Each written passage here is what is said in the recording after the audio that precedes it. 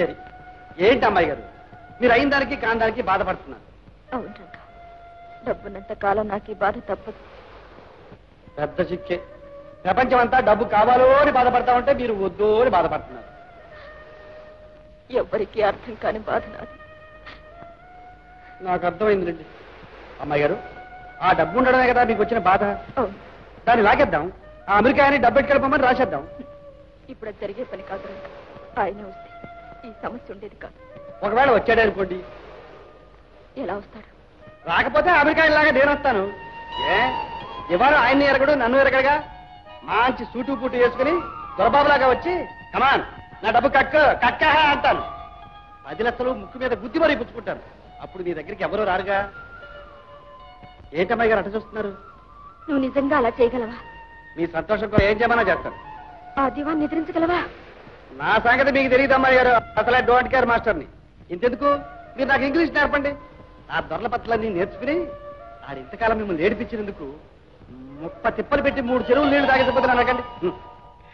గంగ, నా బంగారు గంగ, నీ ఒళ్ళంతా బంగారంతో ముంచేస్తాను. నీకోసం నా ప్రాణాలను సరే ఇస్తాను. గంగ గంగ. అబ్బాయ్ అబ్బాయ్ రాధా రాధా రాధా రాధా వద్దు రాధా, వద్దు వద్దు రాధా. ఏంటి ముద్ద?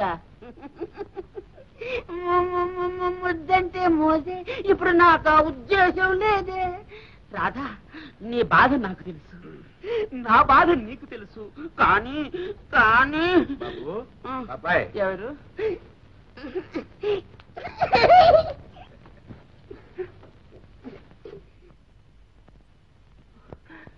ఏమిట్రా అది?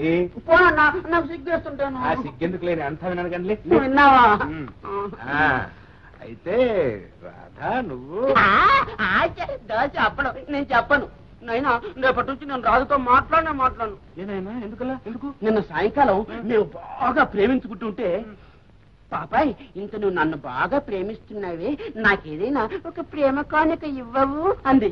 ఓ అలాగని జేబుల్లో చేతులు పెట్టా. ఏముంది? ఖాళీ. కనీసం ఒక పువ్వు ఇవ్వడానికి కూడా నాకు గది లేదు. పువ్వులేం కనమరా? అవసరమైతే డైమండ్ నెక్లెస్ తెప్పిస్తాను. ప్రజెంట్ చేయి.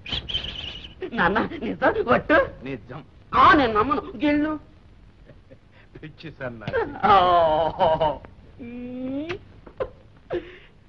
గంగ దొరికాడు దొంగ.